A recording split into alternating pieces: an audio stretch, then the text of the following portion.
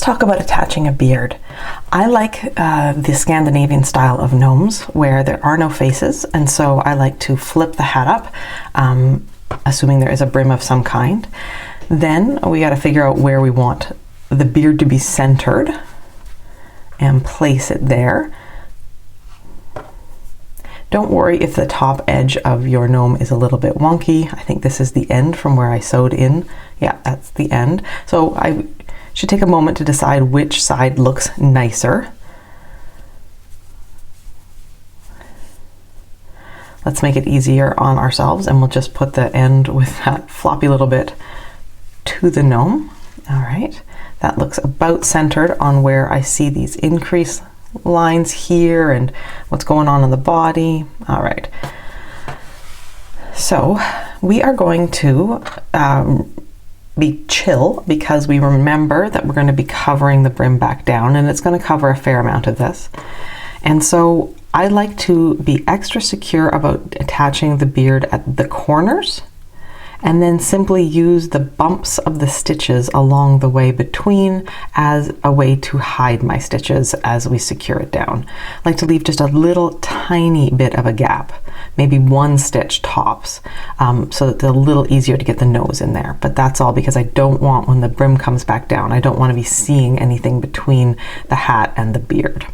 So to secure the corner, I go under a stitch in the gnome, I go through the corner, and then I do that a second time. That kind of gets that nice and secure.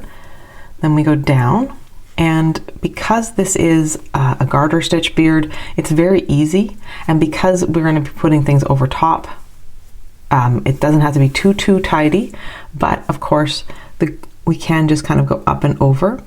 Another way, so we could kind of hop and go up and over and up and over.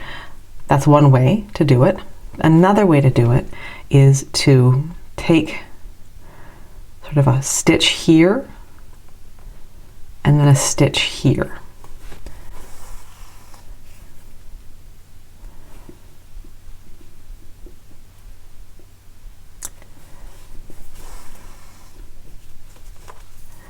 You don't have to do every stitch if it will be a decorative gnome. If it's a toy, I want you to be as sturdy and stable as possible. Gnomes that sit on shelves can be every second or third garter ridge. It's not quite as much an imperative that the beard be locked on, but every child I've had the fortune of playing around with tends to carry things by parts we didn't expect them to. So a beard might actually be used to carry a gnome. All right, so we're back at another corner.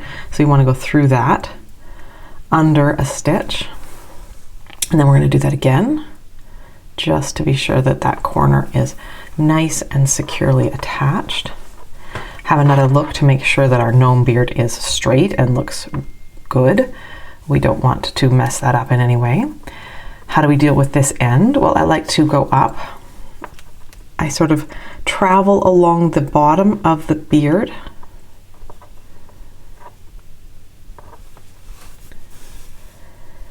If it is not a toy, I plunge it through. Right now, if it is a toy, we're going to make a knot. So we go make a loop, and then we go through our loop twice. And then very carefully and calmly, we use this to make it as tight and small a knot as possible. And then I did a terrible job of that knot. I would, if this was a gift, I would redo this.